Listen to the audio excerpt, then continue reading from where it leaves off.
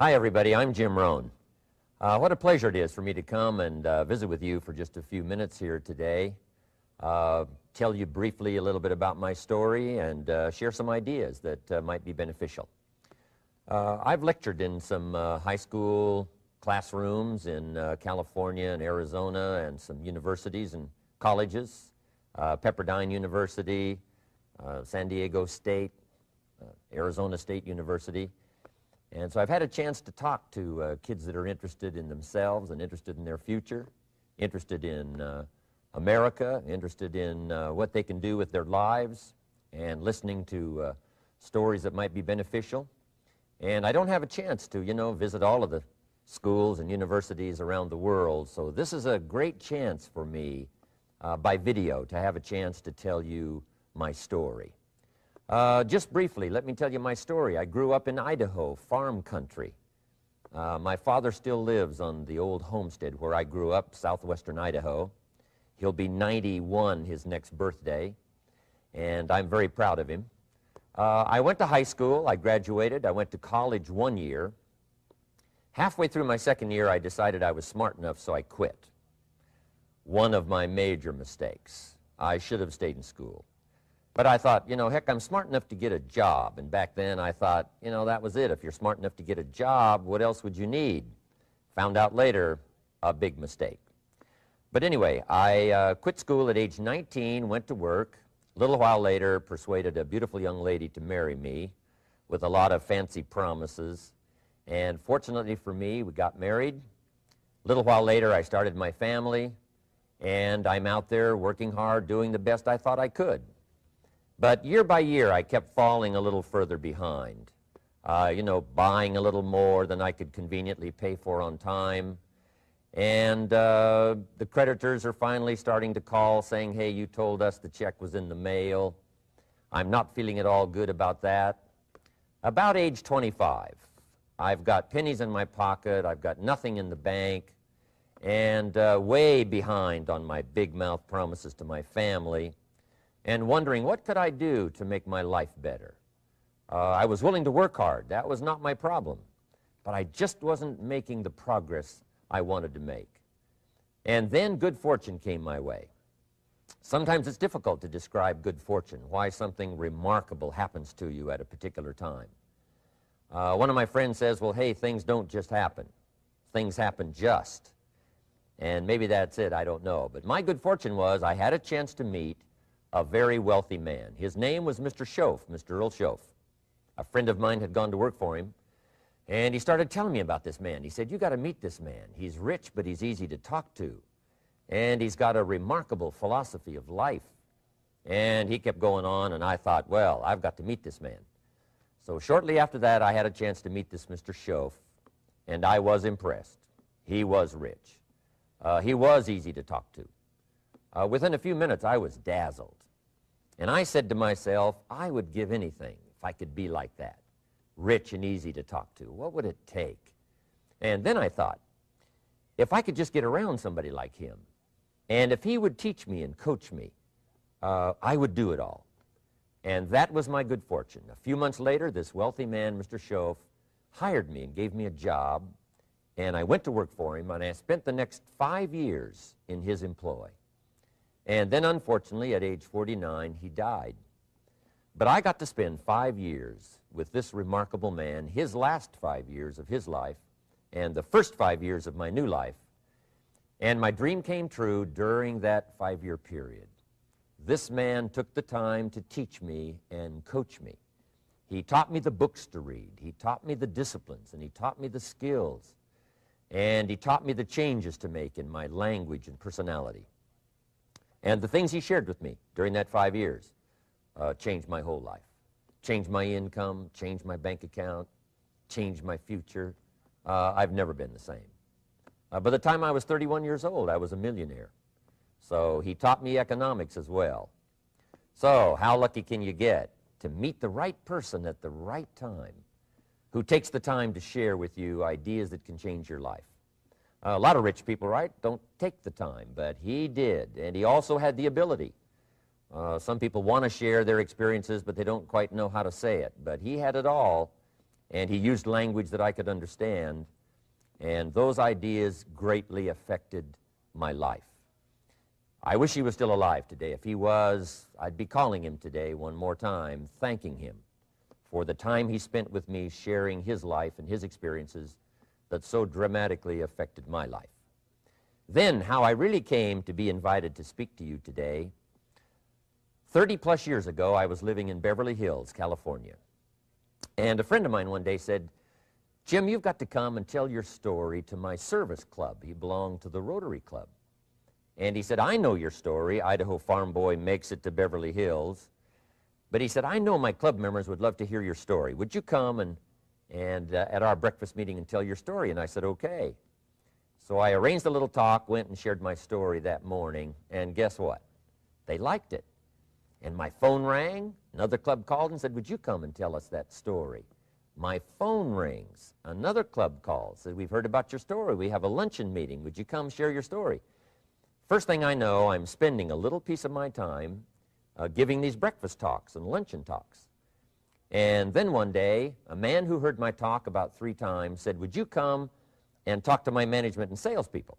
He said, "I've got this little company going, and he said, if you would spend some time talking with my management and salespeople, I'd be happy to pay you." And I thought, wow, wouldn't that be something? Tell my story and my experiences and get paid? He said, "I'd be happy to." Little did I know, that was the beginning of a whole new, brand new adventure for me in sharing my story in speeches and talks and seminars and lectures. And now this business, it's become one of my most flourishing enterprises, takes me around the world. I went to many countries just this year, had my largest audience early this year in Spain, 12,000 people, 10 different languages being translated at the same time, the whole audience with the earphones on. It's interesting when you lecture with multi-languages. You know, when you hit the punchline, you know, the Spanish laugh first, and then the French get it, and then finally the Italians get it, and last the Germans finally get it. And then I say, "Hey, the Germans finally got it. I guess we can continue." You know, some languages take longer to translate than other languages. But what an exciting adventure for me. I was in Israel this year. I lectured in France, my first trip to Prague, Czechoslovakia, Lisbon, Portugal. Last year I was in London lecturing. Happened to be there the same night Pavarotti was singing in London. So, big dilemma for the people in London. Shall we go see Jim Rohn or shall we go listen to Pavarotti? Well, I must admit he had more people than I did, like 150,000 more. He did a free concert in Hyde Park, and they expected 250,000, but only 150,000 showed up because it rained. And they all got soaked from Prince Charles on down, but they sat in the rain and listened to Pavarotti. I would have been happy that evening, right, to cancel my seminar and go sit in the rain and listen to Pavarotti. Anyway, he and I have agreed now not to appear in the same city on the same day anymore. Not really, but how exciting for me to be able to travel all around the world and share my story. And then especially to have this chance today to come and visit with you. And when I get a chance to speak at a high school class or a university class, I'm always excited about it. I'm limited in time, so I wanted to use this way to come and share my story with you and some ideas that might be helpful in your career for the future, in your now busy life as a student, and then wherever you find yourself in the years to come. Some of the things I'm going to share with you, I want you to remember for a long, long time, because the ideas I want to translate for you drastically affected my life. And if I can share now and affect your life, and you write me a letter or tell me in person someday, "Mr. Rohn, I listened to your video and I watched it carefully, and sure enough, some of the ideas that you shared greatly affected me, and here's what's happened to my bank account, here's what happened to me in school, here's what's happening to my future," that'll give me great, great satisfaction. So the man who shared with me ideas that changed my life, I want to share with you 3 of those basic subjects. When I met him, I was 25 years old, and when I first got acquainted with him, I used a lot of excuses as to why I wasn't doing well.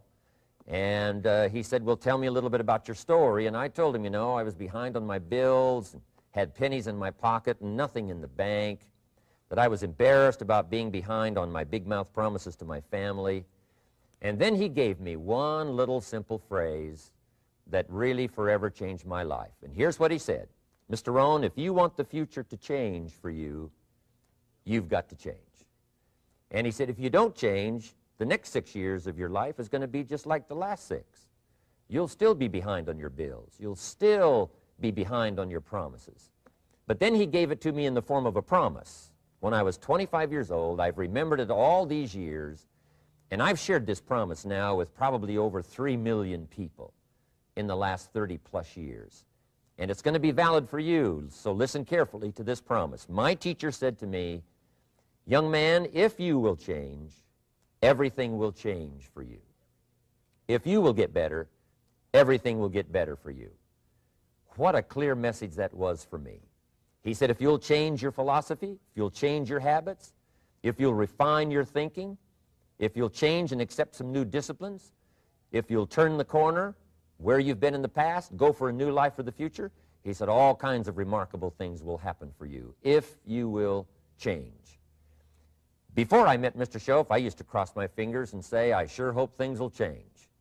I was hoping the government would change and the tax structure would change and that my boss would change and pay me more money. I was hoping that, you know, economics would change and prices would come down, and I was hoping that circumstances would get better. And then I discovered from my teacher that those things are going to continue the same. In fact, all of those things that happen to us is kind of like the wind that blows. And the wind blows on us all. In fact, in America especially, the last 6,500 years of recorded history, we've got probably the most favorable wind that's ever blown. Economics and circumstances, living in a free country, democracy and freedom, an excellent economy. Sure, we struggle at times, but compared to the rest of the world in the last 6,500 years, we've got the best wind ever. But if you just let the wind blow, I'm telling you, it won't take you where you want to go. All of us must use this wind to take us to the dreams we've got, to the equities we want, to the money we want, to the income we want, and to all the things we want our life to have.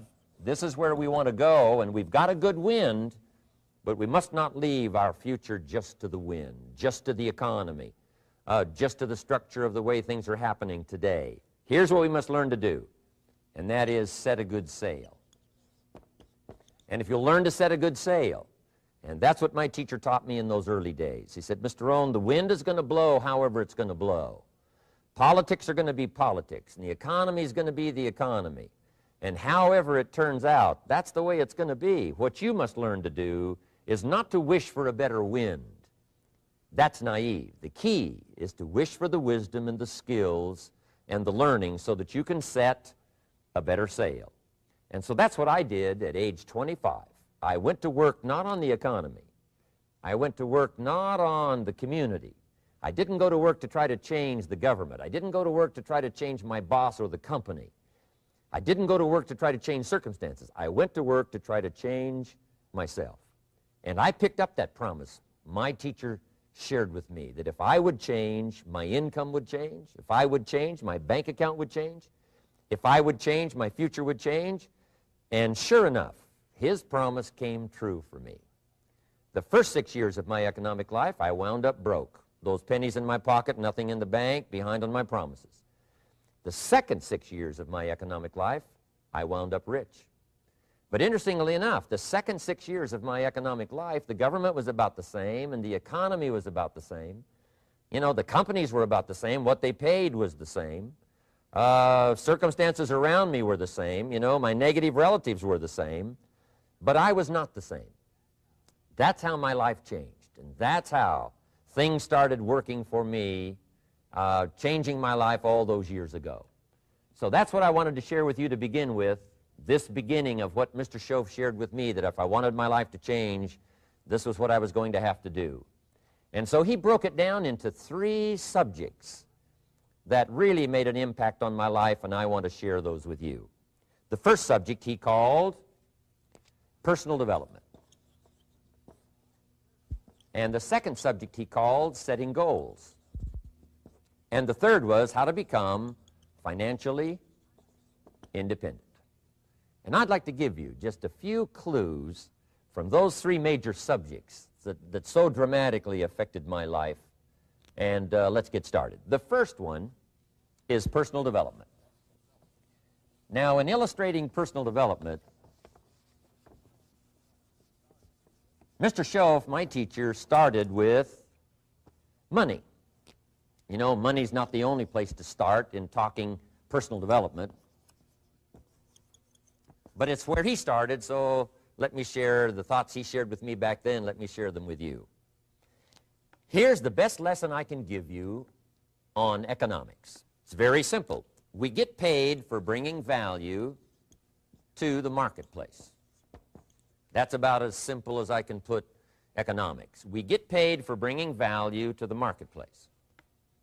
Now, it takes time to bring value to the marketplace. However, we do not get paid for time, so we cross that out. Mistakenly, the man says, I'm making about $20 for an hour. Not true. If that was true, you could just stay home, right, and have him send your money. So that's not true. We don't get paid for time. We get paid for value brought to the marketplace. Now, since that's true, here's one of the key questions of my talk to you today. Is it possible to become twice as valuable to the marketplace and make twice as much money in the same time? Is that possible? The answer is yes. Could you become 3 times as valuable as you might be right now to the marketplace and make 3 times as much money in the same time? And the answer is yes. 5 times, 10 times? Of course. America is unique. It's a ladder to climb. It starts down here, let's say, at $5 an hour, and it keeps going up. Top income last year, $80 million. The guy who runs Coca-Cola. Now, that's a heck of a ladder. That's why everybody wants to come here, right? The boat people are not headed for Vietnam. People haven't plotted and schemed for 50 years saying if I could just get to Poland, everything would be okay. Not true. Everybody wants to come to America. And the reason is because we've got the best wind ever blowing in our favor. We've got the best economic opportunity anybody's had in 6,500 years. And all you have to do is understand it and take advantage of it. Now, there's some key questions to ask here. Why would the marketplace pay someone only $5 an hour? Very simple answer. They're not very valuable to the marketplace. Now, we must underline to the marketplace. This person might be a very valuable brother, yes. Member of the family, valuable, yes. Valuable member of the church, of course. Valuable citizen of the country, yes. Valuable in the sight of God, no doubt. We're all of equal value in the sight of God. But if you're not very valuable to the marketplace, you don't get much money. You say, well, it shouldn't be that way. Well, then you got to start your own country. You know, this one's been in process for 200 years, and this is the best we've been able to come up with so far. But here's the key. You don't have to stay here. Now, there was a big debate in Congress last year that this $5 was not enough, should be 6, should be 6, should be 6. But we don't need legislation. 6 is already on this ladder. The next step up. You know, if you work for McDonald's, they'll pay you $5 an hour to take out the trash. If you whistle while you take out the trash, they'll pay you $6 an hour. So we don't need that legislation. You just need to take lessons on how to whistle. Have a good attitude. Now, as you begin to climb this ladder, why would the marketplace pay some people $50 an hour? Answer, evidently, they must be more valuable to the marketplace. 10 times more valuable. And is that possible for someone to be 10 times more valuable and earn $50 an hour instead of 5? And the answer is yes. That's what America is all about. Now, why would the marketplace pay some people $500 an hour? Evidently, this person must be much more valuable to the marketplace. That's what's important to understand, to the marketplace. And would the marketplace pay one person $80 million for 1 year's work? And the answer is, of course. If you helped a company make $1 billion, would they pay you $80 million? I'm telling you, it is possible. And that's why America is so exciting. That's why this financial ladder is so exciting. It's possible for all of this to come true for all of you, no matter where you start. As a student in school, just getting started out there in the workplace, this is all possible for you. Now, Mr. Schoaf gave me the clue on how to climb this ladder as high as I wanted to climb. Now, we're talking primarily economics here. There's a lot of other ways to become valuable to your family, valuable to your friends, valuable to the community, valuable to the team, right? Valuable to the team effort, valuable to the concert. But here's what he said to me. In climbing this ladder economically, all you have to do is work harder on yourself than you do on your job. Once I heard that, it made sense to me. I kept hoping that everything else would change around me, found out that if I went to work on myself, worked on my skills, worked on my language, if I became better than I was each year, if I grew in skills and language and vocabulary and competence, then I would become attractive to the marketplace. Not very long ago, a company called me and said, Mr. Rohn, we're expanding internationally. We'd like to have a bit of your expertise to help us. Would you give us a bit of your time? We'll add some millions to your fortune. And I said, okay. And I thought later, isn't that interesting? They would call me. Then my second thought was, of course they'd call me. Who else would they call? I can get the job done. Now, what a contrast for me, farm boy from Idaho, raised in obscurity, parents of modest means, broke when I was 25.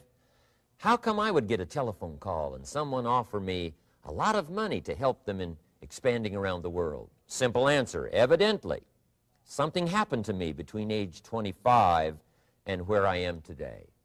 And I can tell you where it all started. From my teacher, Mr. Schoaf, who said to me, we don't have to change what's going on out there. That's the wind that's blowing. All we have to do is change what's going on in here. And now there's several ways to do that on personal development. And let me give you those ways. Here's the first one. We must learn from personal experience. Pretty simple. Learn from what happens to you. Take a look back over the last few months. Did you make some mistakes? How could you correct those for the future? Take a look back over the last year. Have you done it right or done it wrong? Let's correct it for the next year. Learn from your personal experience. Mr. Schoaf asked me when I first met him, he said, Mr. Rohn, how are you doing? You've been out there now 6 years. And I said, I'm not doing very well. He said, I suggest you not do that anymore. What a simple, swift analysis to my situation. He said, if you keep doing it, the next 6 years will be like the last 6. You don't want that to happen. Let's make the changes. So learn from your personal experience. Now here's number 2, why I came to share this video experience with you today. And that, I call it OPE, other people's experiences. That's me, other people. That's your teacher, other people. That's your friends and colleagues, other people. The people you meet that can pass along to you their experiences, what's happened to them, the mistakes they made, how they corrected them, how they changed their health and changed their bank account and changed their income and changed their future. That's it, other people. Now, there's 2 kinds of people to learn from. One is failures. It's too bad failures don't give seminars, right? That would be valuable. Bring your notebook, have them tell you how they lost it all and threw it all away, threw their health away and threw their friendships away and things didn't work out well. That would be valuable. But now then we must also learn from positive, people that have done well. They've got the health, and so we ask them, how did you become so healthy? They've got the skills, so we ask them, how did you become this skillful? They've got the income, so we ask them, how did you get here in such a short period of time? So now here's what's important in personal development. In learning from other people, we learn, number 1, by observation. We learn what we see. We watch people that are successful in what they do. In sports, we watch their disciplines. In business, we watch their disciplines. By observation, what we can see. The reason I created this video was something that you could see someone's experiences translated for you. Second, we learn by what we hear. I've got some of my lectures on cassette tapes, so you can take them with you wherever you go and learn by listening. Turn your car into a mobile classroom and listen. And then listen to the sermon on Sunday morning. Listen to the lectures. Listen to the teacher. Listen to someone who's got something good to say. And then number 3 is vitally important on personal development, and that is read all the books you can possibly read in your lifetime. Mr. Schoaf got me started on my library. I've got one of the better libraries. Haven't read everything in it, but I feel smarter just walking in it, my library. At least I was smart enough to buy it. Now I got to be smart enough to read it. And then, of course, I got to be smart enough to decide what's valuable and then do it. But this one is very important. Become a good reader. Some books that helped change my life. Mr. Schoaf recommended, of course, the Bible. And my parents made sure I was a pretty good scholar by the time I was 18. That's been so beneficial for me, drawing from those illustrations, reading about those stories, people who made it and people who didn't make it, and what the difference was. And then other books that helped to really change my life. One called Think and Grow Rich by Napoleon Hill. And then a book that helped me become financially independent by the time I was 31. And that book is called The Richest Man in Babylon by George Clason. And I'm going to share a little bit of that book with you when I get to financial independence today, our 3rd subject. But I started reading the books, attending the classes, making sure that I got in front of people that had something good to say. And then I started keeping a journal. One of the major things my teacher taught me was to keep a journal. He said, don't trust your memory. If you hear something good, just make a little note and write it down.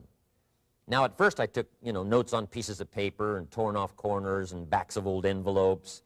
And it didn't serve me well, thrown in a drawer. Then I learned to keep a journal, a bound copy of all my notes. So I would suggest you do the same. Things that impress you, a poem that impresses you. When you attend a class, some of the ideas that impressed you, jot them down.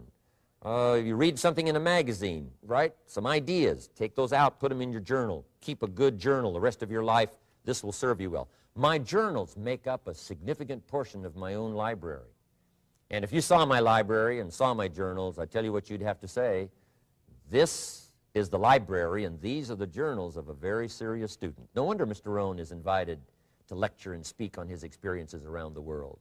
So I want the same thing to happen to you. Value captured that you can resort to later, go back over it and review it, and let it become valuable to you. So that's my first subject, personal development. Work harder on yourself than you do on your job. Develop the skills, learn the lessons, take the classes, absorb all that is being taught to you these days. And then later on, of course, you can sort it out, what's valuable to you and how to refine it for your business and for your life and for your future. But the main thing is to get it and start this process of personal change, personal development. And let me say it one more time. If you will change, everything will change for you. You'll never be the same. You'll keep growing. As you look back on a few months, look back on a few years, you won't believe the progress you can make. Economically, your relationship with your family, your friends, and whether you're in sports or economics or whatever, I'm telling you, that whole process of committing yourself for personal change, personal value, can really make your life unique and worthwhile. Now let's cover the second subject, on setting goals. Mr. Schoaf gave me some tips on setting goals that changed my life forever. And I want to share those with you.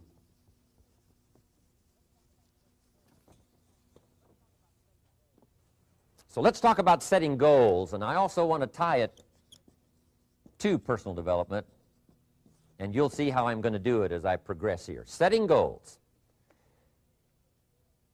We need to take a look into the future. There are 4 things to consider in terms of attitude. One is how you feel about the past. Best advice I can give you on that is treat the past as a school. Let it teach you the mistakes you've made, the things that went wrong, the things that didn't work. Don't use the past as a burden to carry, and don't use the past as a club to beat yourself to death. past losses, past failures, past mistakes. But let the past be a school. Tough school maybe. We've all been through some tough stuff. So if you feel good about the past, draw from it for experience and let it teach you. Then next is how you feel about the future. We've got to have the future well designed. The future is called the promise. And here's what we teach in our leadership series. The promise of the future can be an awesome force for your own future. The promise of the future, designing the future. There's two ways to face the future. One is with apprehension, and the other is with anticipation. I promise you, in my travels around the world, most people face the future with apprehension. And here's why. They don't have it well designed. They've sort of left that up to someone else to fix. But here's the best way to face the future, with anticipation. And you can face the future with anticipation if the future is clear, if the future is well designed. And I would like to have you consider some thoughts with me that help me to really change my future by giving it some thought and some consideration. And here it is. In setting goals, it's very simple. Number one, decide what you want. You just take a little time. You sit down and say, what do I want? What kind of skills do I want? What kind of income do I want for the future? What would I like? Where would I like to go? Places I'd like to visit. Habits I'd like to acquire. Skills I'd like to have. You just take a little time to think about what you want. Economics, friendships, people you'd like to meet, places you'd like to go. You just take some time. And then I suggest, when you've thought about what you want for the future, make a list. Just jot it all down. It's really a very simple process. And then here's number three. Keep all the old lists. I'm telling you, this served me so well, keeping my old list of goals. I look back now 10, 20 years ago at goals I set, lists I made, and I smile now because here's what I thought was so important, 20 years ago. Now some of those things aren't even on my list. I've got a new list. I've grown. I've changed. I've matured. But I give you that advice. Decide what you want. Number two, write it down. Number three, keep the old lists. And then here's number four. When you get something that's on one of these lists, check it off. Part of the fun of having a list is checking it off. And then if you can add some drama to checking it off, see, that's what really helps. I set a goal to go to Spain many, many years ago. And when I finally made my first trip to Spain, I had that journal with me that had that list in it. And while I had my journal on my lap, waiting for the wheels to touch down in Madrid, I waited until the wheels touched the runway, and I checked it off, just adding a little drama. So part of the fun of having a list is checking it off. Now, here's what's important about the lists and designing your future. If the future gets clear, the price gets easier. Because you got to remember, for every promise, there's a price to pay. Everybody's got to pay the price. Everybody's got to do the deal. Everybody's got to do the disciplines. Everybody has to pay. But here's what I've discovered. If the promise is clear and powerful, the price is easy to pay. The price is some classes. The price is a few books. The price is a few disciplines. The price is finding something that'll make your life better, make you grow, make you change, make you develop. So the first part of the key is to design the promise. Then, what is the price to pay? I'm telling you, the price will be easy. Anybody in my audience can pay it, no matter where you are, where you come from. Color doesn't matter, religion doesn't matter, where you grew up doesn't matter, circumstances don't matter. I'm telling you, if you'll make the promise of the future clear for yourself, the things you want, the places you want to go, the things you want to have, the person you want to become, the skills you want, the homes you want, the future you want, the friends you want, all of the values of life that you could possibly want. If you'll make that clear, make those lists, and be serious about it, I promise you it's an easy price to pay. Anybody can pay it. And the best advice I can give you is, if I can do it, you can do it.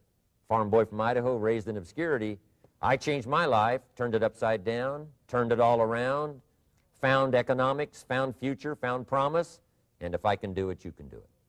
So, start setting your goals and see if you can't get a better excitement going for the things you want to accomplish for the future. Now here's my third subject, and that's called financial independence.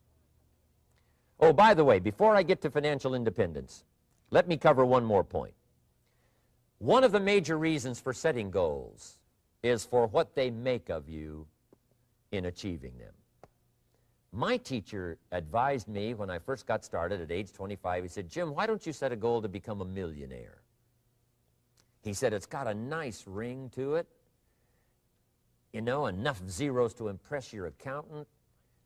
And he said, "I'm here to help you. You're only 25 years old. You've been to 1 year of college. You've got a beautiful family, every reason to do it. Why don't you set a goal to become a millionaire?" And he said, "Here's why." And I thought, he doesn't need to teach me why. Wouldn't it be nice to have $1 million? He said, "No, then you'll miss it." He said, "Here's why. For what it will make of you to achieve it." I'm telling you, that statement changed my life. Set the kind of goals that will make something of you to achieve them. He said, "Now, once you become a millionaire, what's important is not the money." I thought, that's kind of strange teaching. He said, "Honest, it isn't important." He said, "You could just give the money away." Now, I did better than that. I lost it all. By the time I was 31, I was a millionaire. By the time I was 33, I was broke. And I'll tell you a little bit about that story later. But when I lost all my money, guess what? I found out Mr. Schoaf was right. What was valuable was not the money. What was valuable was what I became to earn the money. The skills I had, the knowledge I had about the marketplace, the values that I had going for me. They were more valuable than the money. And here's an important statement to remember. It's not what you get that makes you valuable. It's what you become.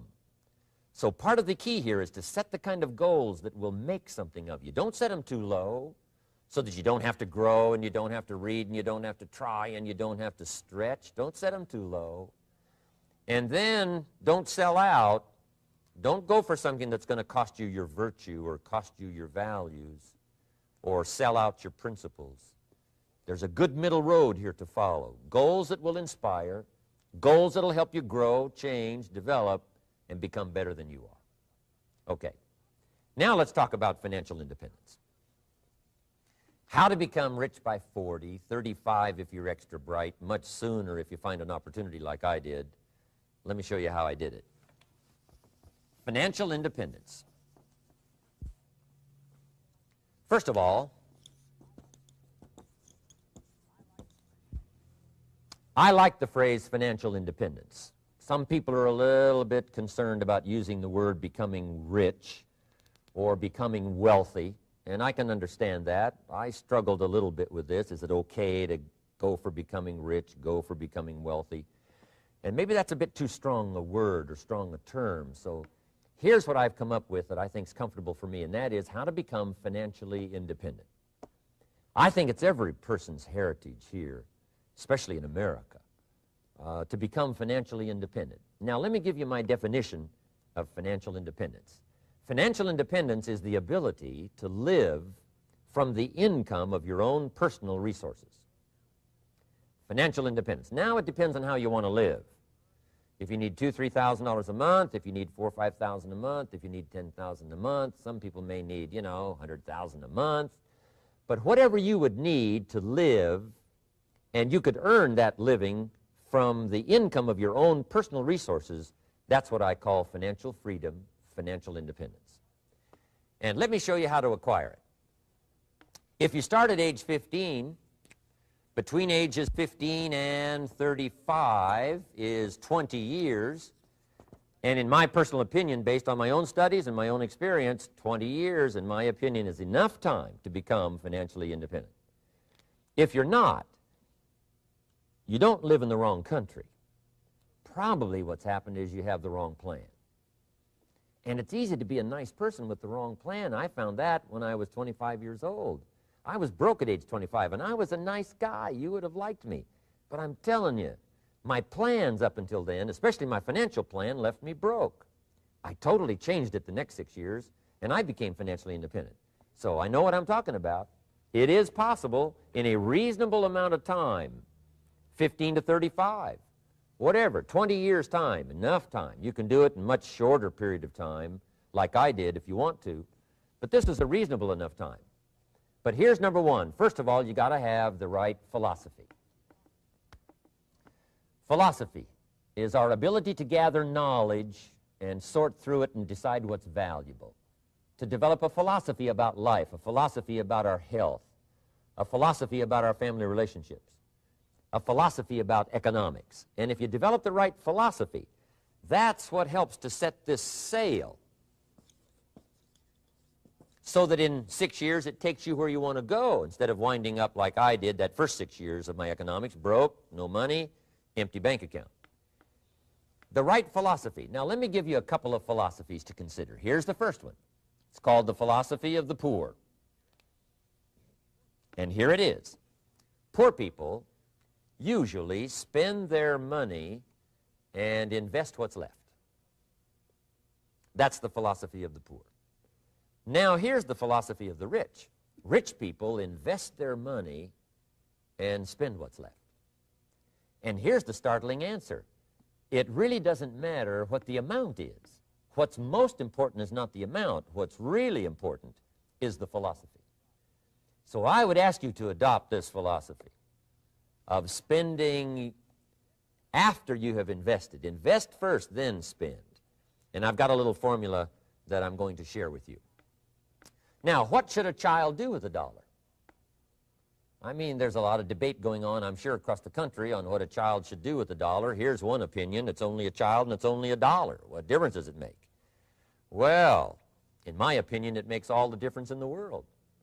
A person's economic future starts with a child with a dollar. Somebody says, oh, no, you're only young once. Let him spend it all.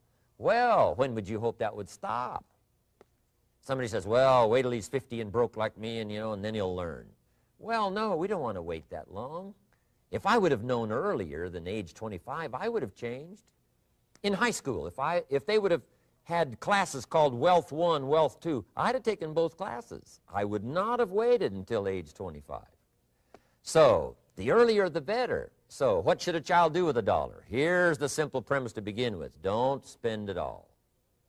And if a child wants to spend the whole dollar, you got to say, hey, don't spend it all. Don't spend it all. They'll say, why not? It's my dollar. I earned it. You say, I know you earned it, but don't spend it all. They'll still say, why not? Say, let me show you why not. So you put them in your car, take them to the other side of town, and show them where people live that spend the whole dollar. You just drive them around. Kids learn best by visual. Just drive around and say, would you like to live here? Kid says, no. Would you like to live like these people live? Kid says, no, no. Then you can't spend the whole dollar. So, kids will get the message. So, take them to the other side of town, show them around, unless you already live there, and then just show them around. Anyway, don't spend the whole dollar. Now, let me give you my best view of what to do with the dollar. And I promise you, if you started at age 15, now if you're over 15, right, you've still got plenty of time. You still got 20 years. If you're 30, you've still got 20 years. I mean, you still got plenty of time to start what I'm about to share with you. What to do with a dollar. Here's my first bit of advice. Never spend more than 70 cents. Never spend more than 70 cents.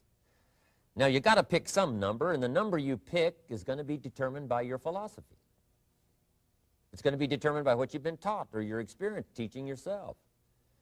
When I first met my teacher, Mr. Schoaf, I was at about 110% of each dollar. I'm down at Budget Finance, hawking my furniture and my car one more time. And then I learned a whole better formula for financial independence. Number one, don't spend more than 70 cents. Now, kids say to me, well, okay, what do I do with the other 30 cents? And here's what I teach them. 10 cents for charity. Charity or church, or helping people that can't help themselves. 10 cents to support worthy projects. Projects that you feel good about. 10 cents out of every dollar. It's called being generous with part of what you've taken out of society. Now, in my opinion, nothing teaches us character better than generosity. No class, no teacher, no book teaches character better than generosity. And the best time to start is when the amounts are small And I know if kids learn these lessons well, they'll give a dime out of a dollar, help people that can't help themselves, support worthy projects. Or if you belong to a church, they teach tithe, piece of. That's very important. Now, because when the amounts get larger, sometimes it's a little more difficult. You know, giving 100,000 out of a million, someone says, oh, if I had a million, I'd give 100,000. I'm not sure. That's a lot of money. So the time to start is when the amounts are small, 10 cents out of the dollar. Okay, next 10 cents I call active capital. Active capital means do something to make a profit. Active capital. Set aside a portion of your income. Wages are okay, but I'm telling you, wages will make you a living. Profits will make you a fortune. So set aside part of your income as capital, called active capital. Any kind of project you can possibly think of, you can possibly come up with. I'm going to write a new book, I think, for kids. I think the title is going to be, Of Course Kids Should Pay Taxes. It's kind of an interesting title. In California, kids do pay taxes. When a child walks into 7-Eleven, buys something that costs $1, the proprietor says, give me 7 more pennies. And the child says, hey, what's these 7 pennies for? And the proprietor says, that's the taxes. Kid says, well, hey, I'm only 8 years old. Proprietor says, congratulations, you're my youngest taxpayer. Give me the money. So in California, where I live, kids do pay taxes. Big question is, should they? And my book will answer that question. Of course, kids should pay taxes. Nothing is for free. If you want to ride your bicycle on the sidewalk instead of in the mud, you got to pay the 7 pennies. Nothing is free, so we all have to pay.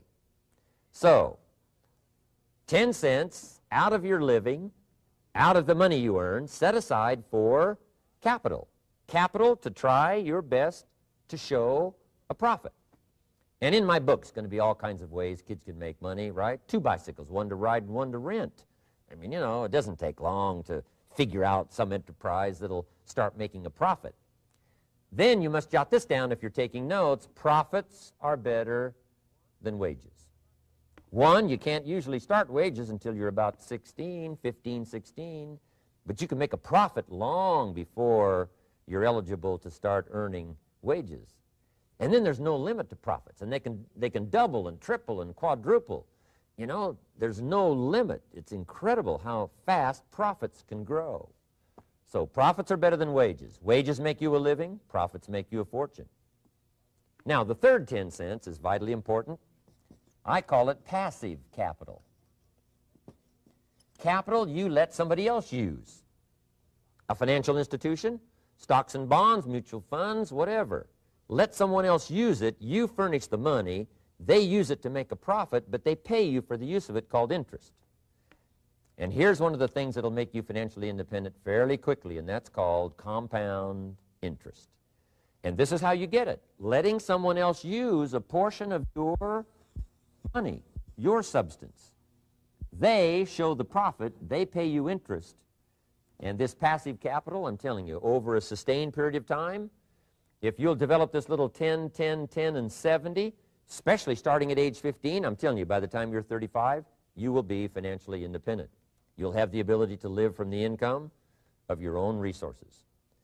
And then one more point on passive capital. There's a Bible philosophy. I'm an amateur on the Bible. But there's a Bible philosophy that teaches the borrower is servant to the lender.